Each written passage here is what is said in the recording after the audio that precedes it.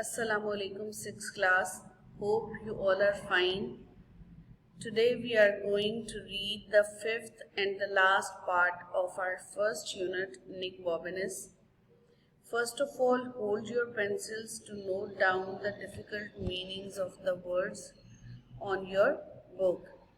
Our very first word is uttered, अदा करना या बोलना, familiar, वाकिफ या शनासा, लेदर जर्किन, चमड़े की जैकेट, ग्रोपिंग, टटोलना, सैंक, डूब गया, नैरो गैप, तंग खला, स्क्विर्म, घुसना, स्पैन राउंड, तेजी से घूमा, रिगलिंग, जिस्म को बल देते हुए रेंगना, टनल, सुरंग, पेस, कदम, स्टोन स्टेप्स, पत्थरों के जीने या सीढ़ियाँ. These are the difficult words which you have to note down on your books. Now let's start the reading. He came to himself, in fact, दर हकीकत वो होश में आ गया, just as a stone hit him on the head, यूं ही एक पत्थर उसके sir से टकराया. Oof, said Nick Bobinus again. Oof, Nick Bobinus ने दोबारा कहा, and then realized he could hear footsteps high above him. और फिर उसे एहसास हुआ कि वो अपने ऊपर बुलंदी पर कदमों की आवाज सुन सकता था. स्टॉप सर, रुक जाएं जनाब, ही कॉल्ड आउट, उसने पुकार कर कहा. But the footsteps kept on coming down, लेकिन कदम नीचे आना जारी रहे. आहा, I have got you now, अब मैंने तुम्हें पकड़ ही लिया ना. cried the man, आदमी चिल्लाया.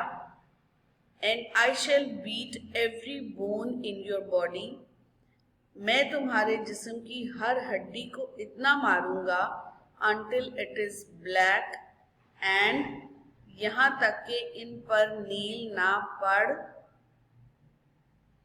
Nick Bobinus supposed the man was going to say blue. निक बॉबिनस का ख्याल था कि आदमी नील पड़ जाएंगे बोलने वाला है. बट इन फैक्ट, लेकिन दर हकीकत, the next word he uttered sounded more like, लेकिन जो उसने दर हकीकत लफ्ज अदा किया कुछ ऐसा सुनाई दिया. ब क फ ह र घ म फ. It was not a word with which Nick Bobinus was at all familiar. ये कोई भी ऐसा लफ्ज नहीं था जिससे निक बॉबिनस को शनासाई होती. But he understood it's meaning perfectly, लेकिन वो इसका मतलब खूब अच्छी तरह समझ गया. And moved smartly out of the way, और बड़ी उम्दगी से रास्ते से हट गया. यानी जिस तरह की आवाज आई थी तो उसे बड़े अच्छे से पता चल गया था कि कोई गिर रहा है, तो वो एक साइड पे हो गया. क्रैश, धड़ाम. Are you all right, he asked, क्या आप ठीक हैं, उसने पूछा.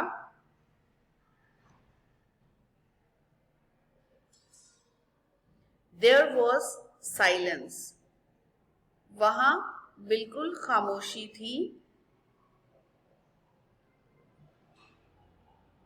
Nick Bobinus felt his way back in the pitch dark. घुप अंधेरे में निक बॉबिनस ने टटोल कर अपना रास्ता ढूंढा. Until his hand touched the man's leather jerkin, यहाँ तक कि उसका हाथ आदमी की चमड़े की वास्केट से टकराया या चमड़े की जैकेट से टकराया. The man was lying as still as death, but he was breathing. आदमी बिल्कुल मौत की तरह साकिन लेटा हुआ था, लेकिन वो सांस ले रहा था. I must get help, said Nick Bobinus to himself. मुझे हर सूरत मदद लानी चाहिए, निक बॉबिनस ने अपने आप से कहा। And he began groping around in the blackness to find another way out.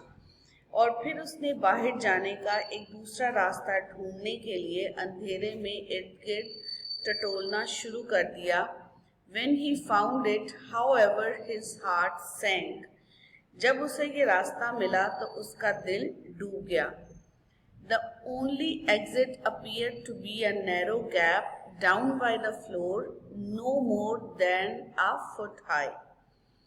बाहर जाने का वाहिद रास्ता नीचे फर्श से कोई 1 फुट ऊपर एक तंग सी दरार लगती थी।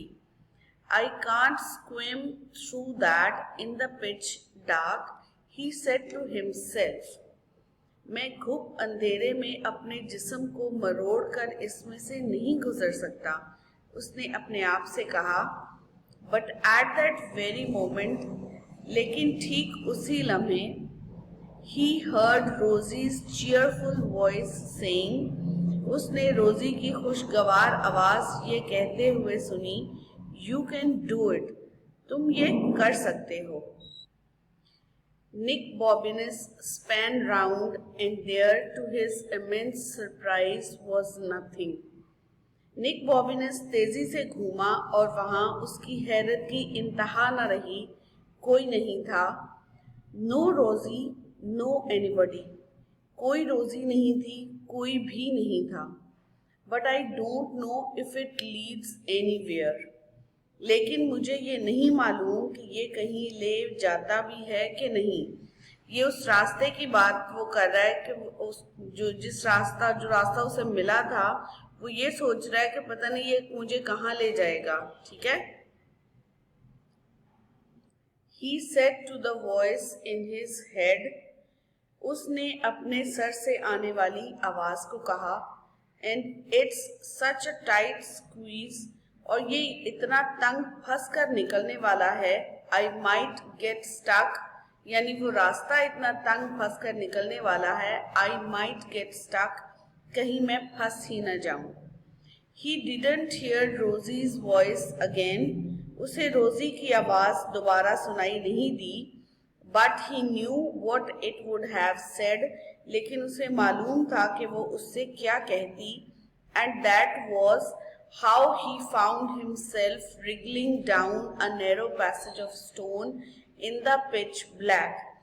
और यही वजह थी कि इसने खुद को गहरे अंधेरे में तंग पथरीले रास्ते पर अपने जिस्म को बल देते हुए रेंगते हुए पाया। He squirmed and he wriggled there in the black for a long, long time. स्याह अंधेरे में बहुत बहुत देर तक उसने जिस्म को सुकेड़ा और बल खाता हुआ आगे रेंगने लगा। And the tunnel got narrower, और सुरंग तंग होती चली गई। Until he could hardly inch along it, यहाँ तक कि वो बड़ी मुश्किल से इस रास्ते के साथ साथ अपने जिस्म को 1 इंच तक सिरका सकता था। आई एम गोइंग बैक, मैं वापस जा रहा हूँ। He said to himself, उसने अपने आप से कहा। But he didn't, लेकिन वो नहीं जा रहा था। He just kept wriggling and squirming. उसने बस अपने जिस्म को सुकेड़ना और बल देकर आगे रेंगना जारी रखा। Until suddenly he found he could stand up. यहाँ तक कि अचानक उसे पता चला कि वो खड़ा हो सकता था। He took a pace forward, उसने एक कदम आगे बढ़ाया। And immediately fell over stone steps leading up, लेकिन फौरन ही ऊपर जाती हुई पत्थर की सीढ़ियों पर जा गिरा। Oh, he said, उसने कहा, although what he really meant was thank goodness. उसने कहा, हालांकि हकीकत में वो कहना चाहता था, शुक्र है खुदाया। He began to climb, and he was still climbing some minutes later. उसने ऊपर चढ़ना शुरू किया और चंद मिनटों बाद भी वो अभी तक चढ़ ही रहा था। It must be a tower, ये यकीनन कोई टावर है, he thought, उसने सोचा, or the grandest house in Venus, या वीनस का कोई बहुत शानदार मकान है। But at that very moment, लेकिन ठीक उसी लम्हे, he saw a crack of light, उसे शगाफ से एक रोशनी नजर आई। He stretched out his hand, उसने अब हाथ आगे बढ़ाया and found himself touching a catch that clicked softly in the dark, और खुद को अंधेरे में किसी दरवाजे के कब्जे को छूता हुआ पाया। A panel suddenly slid open, अचानक एक दरवाजे का सिरा खुल गया। And Nick Bobinus stepped through into the most amazing room he had ever seen. और निक बॉबिनस ने इसमें से गुजरकर एक ऐसे शानदार कमरे में कदम रखा जो उसने पहले शायद ही देखा हो। Now we are done for today, students.